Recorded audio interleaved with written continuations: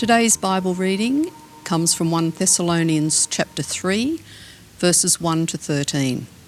And I'm reading from the Message Bible. So when we couldn't stand being separated from you any longer and could find no way to visit you ourselves, we stayed in Athens and sent Timothy to get you up and about, cheering you on so you wouldn't be discouraged by these hard times. He's a brother and companion in the faith, God's man in spreading the message, preaching Christ. Not that the trouble should come as any surprise to you. You've always known that we're in for this kind of thing.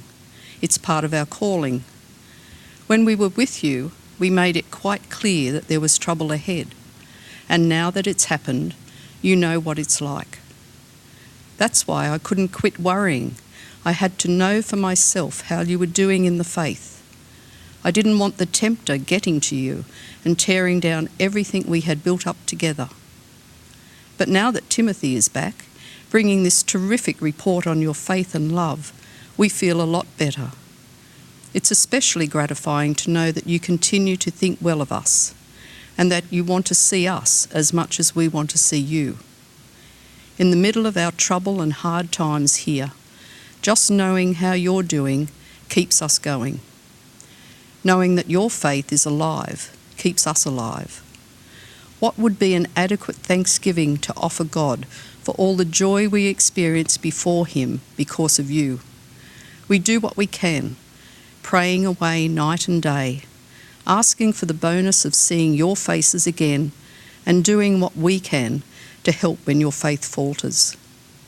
May God our Father Himself and our Master Jesus clear the road to you, and may the Master pour on the love so that it fills your lives and splashes over on everyone around you, just as it does from us to you. May you be infused with strength and purity, filled with confidence in the presence of God our Father, when our Master Jesus arrives with all His followers. This is the word of the Lord. Okay, I guess that you've all been watching the Olympics in the last few weeks, and it's been a very different Olympics because there've been no crowds. So where has the encouragement come from? Where has the cheering come from? Well, do you know, one of the things that I've noticed when I was watching the Olympics is that although there's been no external encouragement, there's been a great deal of internal encouragement. It seems to have taken over. You know, the team members turn up, the coaches and the commentators have been just so positive and so encouraging. Most of you would have watched the swimming, as I did, and you would have seen Ariarne Titmus win the 200 and the 400 metres, and I guess you, like I, had to kick your legs really hard to get a home in those two events. The commentators for the swimming were Ian Thorpe and Liesl Jones and Bruce McAvery, and I just noticed more than ever how positive they were. Do you know, I didn't hear one single negative comment from the commentators, whether the swimmers swam their personal best, won a gold medal, or really came last. They were all positive comments, lots of encouragement, and that encouragement tend to be very, very internal. I wonder how many of you sat up and watched the final of the 800 metres with Peter Bol. You know, it was actually the most watched event from Australians of all the Olympic events that happened. Almost as many people watched the final of the 800 metres as they did the opening of the Olympics. And I wonder why that was so. Would it not be that the encouragement that they wanted to give to Peter? You know, the story is very much a kind of a hard time story, isn't it? He comes to Australia as a refugee. He plays basketball and gets a scholarship into a good school. Somebody notices that he can run and encourages him. And there he is, winning his heat and the semi-final of the 800 metres with a great chance in the 800 metres final. Well, the fact that he came fourth is nothing to be discouraged about. In fact, it was an encouragement. He assures us he'll be back for the next Olympics, doing all of that again. And then last week, Josh used the example of Cedric Duba encouraging Ashley Maloney across the line in the decathlon, the last of the events of the decathlon, the 1,500 metres. And he talked about love. The love of self-sacrifice in order to get somebody else across the line. But I'm going to suggest that it was more than just love. It was actually the encouragement. And encouragement is born out of love. It's born out of self-sacrifice, and it's born out of the fact that you would sacrifice yourself in order to get somebody else to the end of the race, to get somebody else across the line, and in this case, with a chance of a medal. Now, the 3rd chapter of Thessalonians is really about encouragement. Paul is encouraged, and those who work with him are encouraged, probably Silas and perhaps Timothy. They're encouraged by the young church in Thessalonica, who were able to survive, even though Paul was only with them for 3 weeks, and even though there was a great deal of conflict around them, and conflict that would probably try to take away their faith. Paul is encouraged by the fact that they're able to persevere. He's encouraged by their resilience. Now, to understand the relationship and the encouragement in this chapter, it's really important to understand the context. Last week, Josh talked about the fact that Paul was both a mother and a father to this young church that he'd developed and had spent only 3 weeks with and had to leave.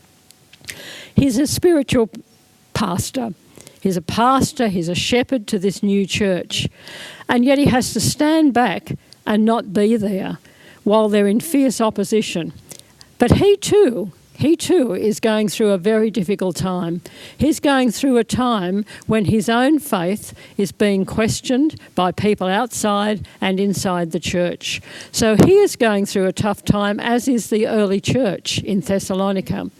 But he's unable to return, because having to leave because his life was in danger, he's unable to go back, and he frets for the resilience of this new church. So he's experiencing his own difficulties, and so is the church. But this chapter you'll find is quite emotional, and it needs to be understood from Paul's perspective as a parent.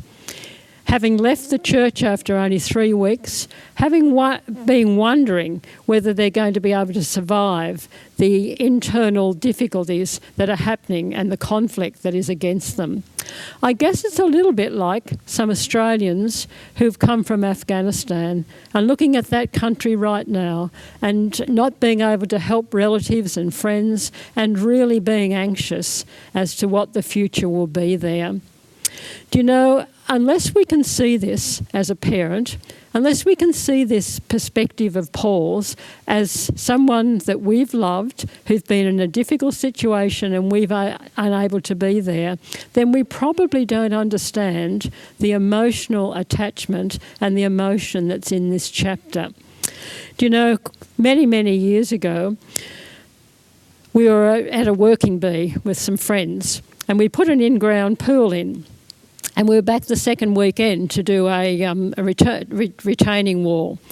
Our son Heath was 5 at the time, and all the kids were swimming in the pool at the end, and we were just having a barbecue to celebrate the fact that it was finished.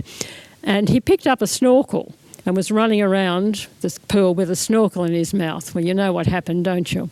Of course he slipped, and the snorkel cut the top of his mouth, and it was a bit of a mess. Of the 12 people who were there present, 5 of them were medical doctors. Well, they couldn't really do anything for him at that stage, so off we went to hospital. They made all the right arrangements. And I remember quite vividly, even though it was so long ago, him lying in the bed, me holding his hand with the gauze at his mouth while he was bleeding profusely. And then it was time for him to go to theatre. I assumed that I'd be able to go with him, at least until they put him under anaesthetic. That wasn't so.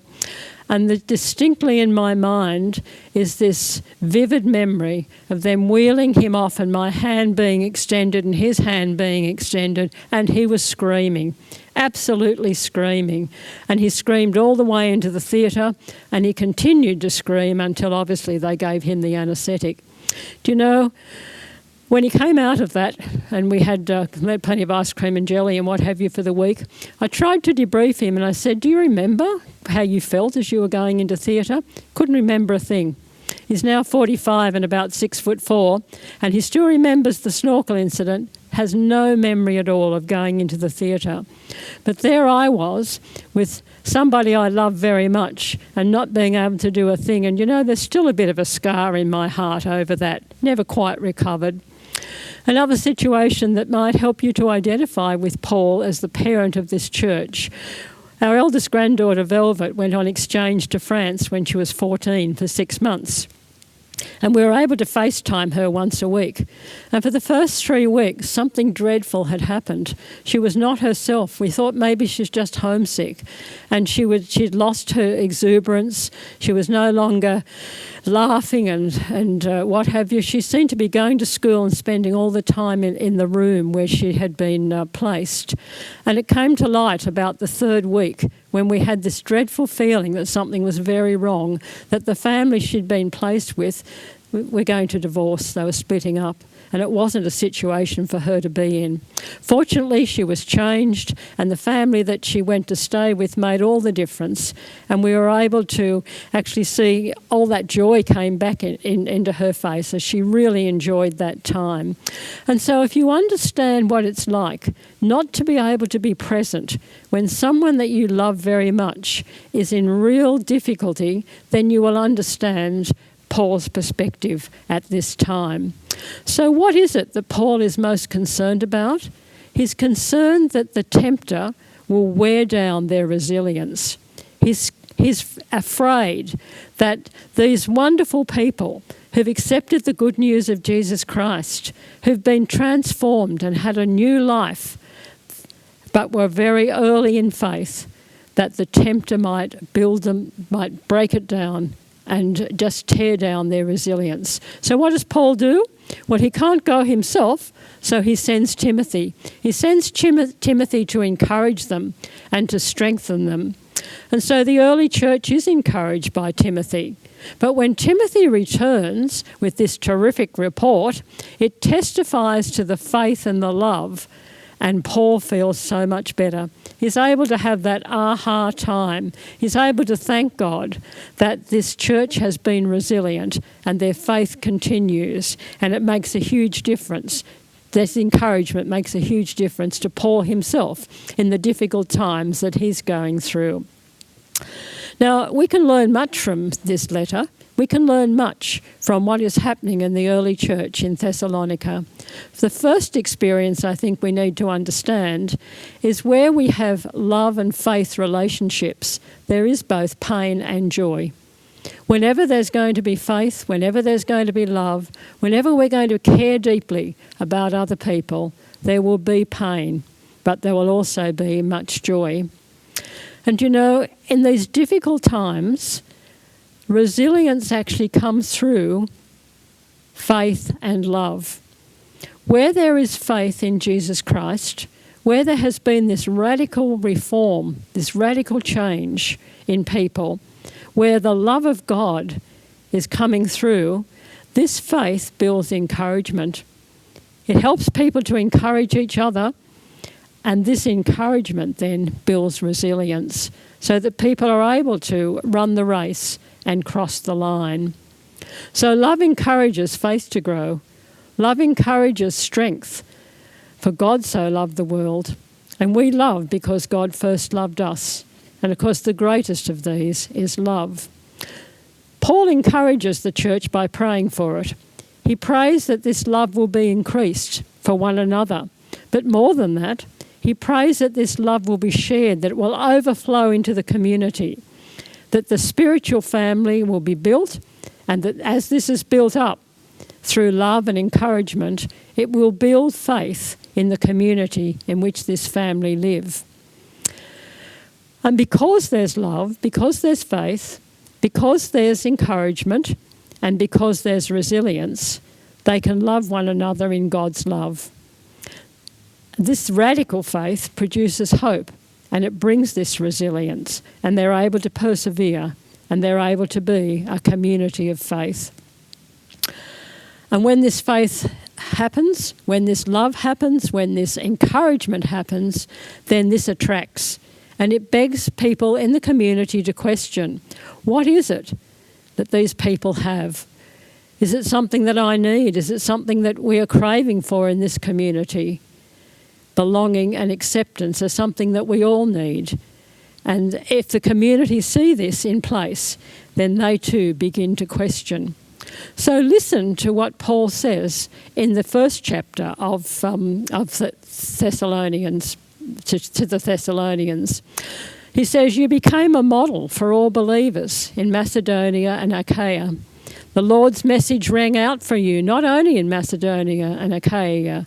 Your faith in God has become known everywhere." So what has happened here? Because this young church has the love of God, because it's been radical, it's been deep, and it's caused this change, because of that love, then their faith has endured. Because of that love, they've been able to encourage one another, even when there's been resistance.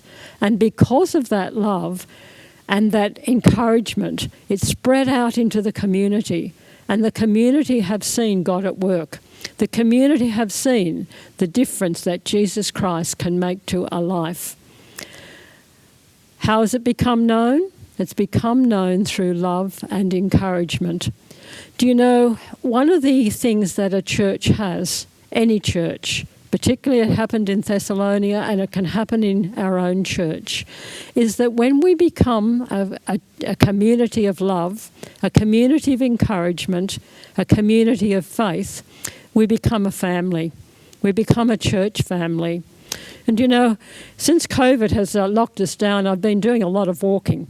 And as I can't do any counselling at home or in people's homes, I walk, and people often walk with me, and we're able to do some counselling and some sharing there. One of the young people who's been attached to our church just recently, I've been walking with her, and one of the things that has come up as we walk is faith. Lots of questions about faith, lots of questions about God. And one of the amazing things that I've learnt from this person is that if one hasn't had a family where love and encouragement has been evident, what this person has seen in the church here at Northern Illawarra is a spiritual family where she's important, where her needs are satisfied, where she sees love, and in fact she sees God. And I think this is a really important element, a lesson that comes to us from this third chapter of Paul's letter to the Thessalonians, that where there is love and where there is encouragement, where there is a spiritual family where this is present, then it's attractive. Other people can see it. Other people want what is necessary in their lives, and that is God's love. Just some weeks ago, several of us attended the course called Out of the Box Mission. And one of the things that came out of this course for me, as I went to it, was the fact that a new way of thinking, a way of thinking that suggested very carefully was that it's God's community. God is already at work in the community.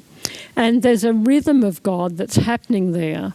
And if we as individuals who love God can go into our community with a posture of love, not with all the answers, not with, come on here, we've got the programs that you need, but a posture of love, of God's love, with no real agenda except the love of Christ, that can be a very powerful mission strategy. God's love and grace is the core of encouragement. It's the core of mission, and it's the core of resilience, faith.